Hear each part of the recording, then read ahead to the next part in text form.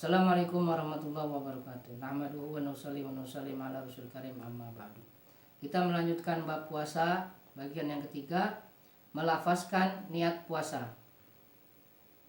Pertanyaan tentang niat puasa harus dilafazkan atau tidak kerap ditanyakan oleh masyarakat awam, baik secara langsung dengan ulama maupun di media sosial. Terkait masalah ini termasuk yang lain, memang pernah menjadi perdebatan hangat di antara para ulama sejak dahulu, termasuk di negeri kita. Pihak yang menyetujui untuk melafazkan niat diwakili oleh para ulama dari kelompok Nahdlatul Ulama, Jamiatul Khair, dan lain-lain. Sementara pihak yang tidak menyetujui melafazkan niat pernah diwakili oleh para ulama dari kelompok Muhammadiyah, Persis, Al-Irsyad, dan lain-lain. Mereka menganggap bahwa itu adalah nasihat dan pelurusan, memurnikan Islam dan sebagainya. Seakan-akan kelompok lain salah dan jelek keislamannya. Akhirnya umat ini kembali sibuk membahas dan meributkan tentang masalah ini. Semoga tulisan ini dapat membuka mata kita tentang perbedaan yang ada di antara para ulama terkait masalah ini dan bagaimana adabnya sehingga kita bisa bersikap bijak terhadap perbedaan yang ada. Pertama, pihak yang menentang pelafazan niat.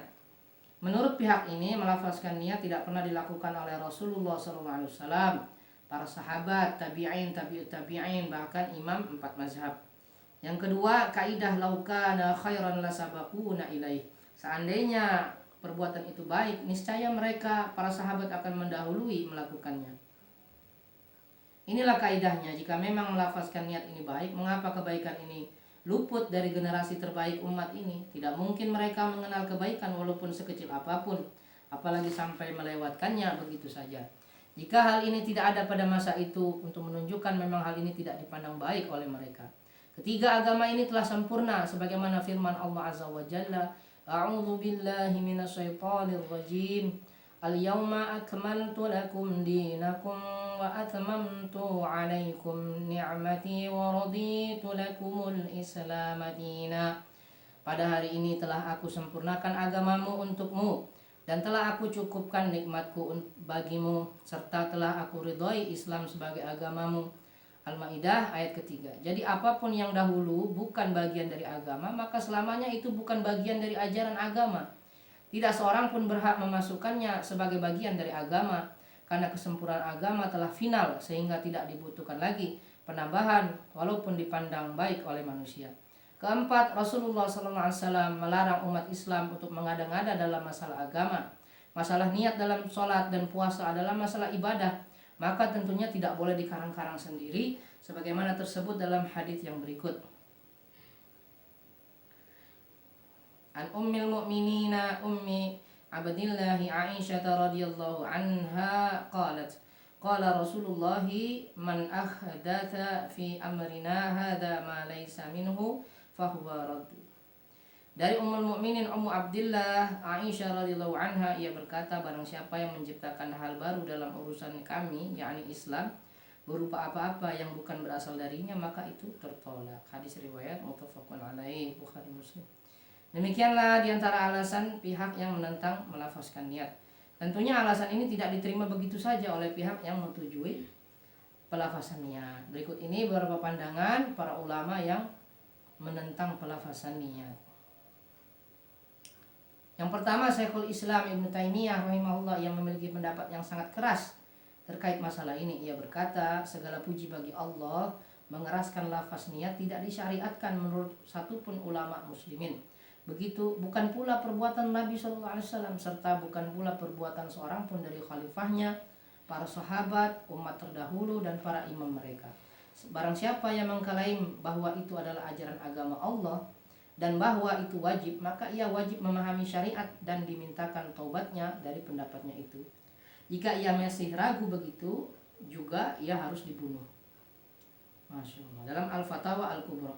Kedua, Imam Ibnu Qayyim Al-Jauziyah rahimahullah menjelaskan, niat adalah maksud, kehendak, dan kemauan kuat untuk melakukan sesuatu. Letaknya di hati dan pada dasarnya tidak sama sekali tidak terkait dengan lisan. Hal itu tentang pelafazan tidak ada dasarnya dari Nabi SAW dan tidak dari para ulama, serta kami tidak mendengar dari mereka menyebutkan hal itu. Kalimat-kalimat itu adalah hal yang baru. Ketika memulai taharah, bersuci dan salat, syaitan telah membuatnya sebagai medan peperangan bagi orang yang was-was. Setan telah menghalanginya ketika berniat dan menyakitinya serta menjatuhkan mereka ketika membetulkan niat. Kamu menyaksikan mereka mengulang-ulang niat dan memberatkan diri dalam melafazkannya. Padahal itu sama sekali bukan bagian dari sholat, karena niat itu adalah kehendak untuk melakukan sesuatu. Karena itu setiap orang bertekad untuk melakukan sesuatu, maka ia telah berniat. Gambaran itu tidak terlepas dari niat karena itu adalah hakikatnya. Mana mungkin menganggap tidak ada niat padahal ia telah mewujudkan perbuatannya. Barang siapa yang telah berwudu, maka ia telah berniat wudu. Barang siapa yang berdiri untuk sholat, ia tentu telah berniat untuk sholat. Tidak diterima oleh orang yang berakal melakukan sesuatu dari peribadahan, dan tidak pula selainnya tanpa berniat. Jadi niat adalah perkara yang harus ada pada setiap perbuatan manusia yang memiliki tujuan tanpa perlu lagi bersusah payah dan berdebat. Imam Ibnu Al-Qayyim dalam Iwatatul Lahfan. Yang ketiga, Syekh Sabiq rahimahullah ketika menyebutkan fardu pertama dalam wudu yakni niat, ia berkata niat adalah murni perbuatan hati, bukan termasuk amalan lisan, dan melafazkan niat merupakan amalan yang tidak disyariatkan dalam fikih sunnah. Keempat, Syekh Abdul Aziz bin Abdullah bin Baz rahimahullah, ia ditanya tentang melafazkan niat secara jahar, kemudian ia menjawab melafazkan niat adalah bid'ah dan mengeraskannya lebih berat lagi dosanya.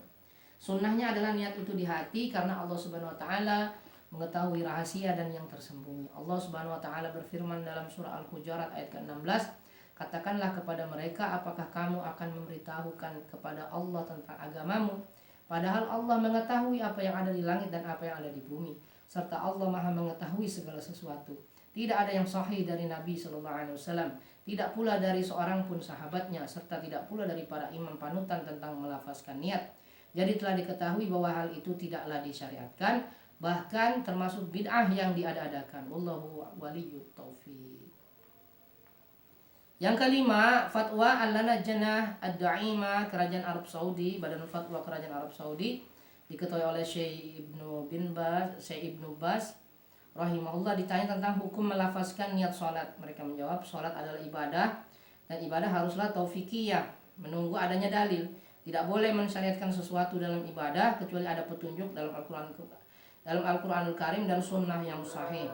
Tidak ada yang sahih dari Nabi SAW tentang adanya mengucapkan niat pada sholat wajib atau sholat sunnah. Seandainya itu ada, niscaya Nabi SAW akan menyampaikannya kepada para sahabat radhiyallahu anhum dan mereka mengamalkannya. Namun hal itu tidak didapatkan. Oleh karena itu melafazkan niat adalah bid'ah secara mutlak. Telah sahih dari Nabi SAW, ia bersabda, barang siapa mengada-ngada dalam urusan agama kami ini yang bukan berasal darinya, maka itu tertolak. Dan sabdanya, berhati-hatilah kalian terhadap perkara yang baru, karena setiap yang baru adalah bid'ah, dan setiap bid'ah itu adalah sesat. Pihak yang menyetujui melafazkan niat. Pihak yang menyetujui pelafazan niat bukan berarti tanpa alasan. Berikut ini alasan mereka. Yang pertama, firman Allah Azza wa Jalla dalam surat Al-Qaf ayat ke-18. Tidak ada suatu kata yang diucapkan melainkan ada malaikat pengawas di sisinya yang selalu siap mencatat. Dengan demikian, melafazkan niat dengan lisan akan dicatat oleh malaikat sebagai amal kebaikan. Ayat lainnya surat Fatir ayat ke-10, kepadanya lah akan naik perkataan-perkataan yang baik. Maksud ayat ini adalah segala perkataan hamba Allah Azza wa Jalla yang baik akan diterima oleh Allah Subhanahu wa taala. Allah akan menerima dan meridhoi amalan itu, termasuk ucapan lafaz niat yang dihitung melakukan amal soleh. Misalnya niat sholat, haji, wudhu, puasa, dan lain-lain. Kedua, mereka mengkiaskan atau menganalogikan atau mencari unsur yang sama pelafazan niat dengan pelafalan kalimat talbiyah dalam haji, terutama saat awal memasuki miqat, yakni kalimat labbaik Allahumma umratan wa hajjin. Ketiga, hadis yang menjadi dasar talafuz bin niyah melafazkan niat sebelum takbir diriwayatkan oleh dari Abu Bakar Al-Muzanni dari Anas radhiyallahu anhu. Ia berkata, aku pernah mendengar Rasulullah SAW melakukan talbiyah haji dan umrah bersama-sama sambil mengucapkan, aku memenuhi panggilanmu ya Allah untuk melaksanakan haji dan umrah. Hadis riwayat Muslim. Hadis ini menunjukkan bahwa Nabi SAW mengucapkan niat ketika Nabi SAW melakukan haji dan umrah. Imam Ibnu Hajar Al-Haytami dalam kitab Al-Tuhfah mengatakan bahwa melafazkan niat dikiaskan kepada haji. Kias adalah salah satu sumber hukum agama. Namun para ulama berselisih apakah kias boleh dilakukan dalam perkara ibadah. Diriwayatkan oleh Imam Al-Bukhari dari Umar radhiyallahu anhu bahwa Umar radhiyallahu anhu mendengar Nabi sallallahu alaihi wasallam bersabda ketika tengah berada di Wadi Aqiq, "Salatlah kamu di lembah yang penuh berkah ini dan ucapkanlah sengaja aku umrah dalam haji." Hadis muttafaqun alaih. Semua ini jelas menunjukkan pelafazan niat. Hukum sebagaimana ia bisa ditetapkan dengan nas, ia juga bisa tetap dengan kias. Dalam hadis lain disebutkan dari Aisyah radhiyallahu anha, ia berkata, pada suatu hari Rasulullah SAW bertanya kepadaku, "Wahai Aisyah, apakah kamu memiliki makanan?"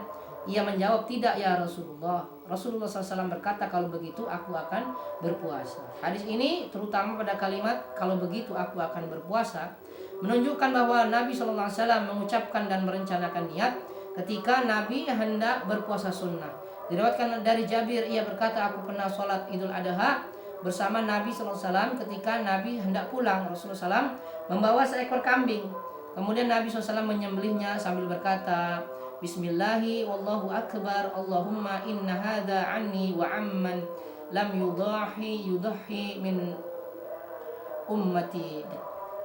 Dengan nama Allah, Allah Maha Besar, ya Allah, inilah kurban dariku dan dari orang-orang yang tidak sempat berkurban di antara umatku. Hadis ini menunjukkan bahwa Nabi SAW mengucapkan niat dengan lisan ketika Nabi SAW menyembelih kurban. Demikianlah alasan-alasan kelompok yang mendukung boleh bahkan sunnah melafazkan niat.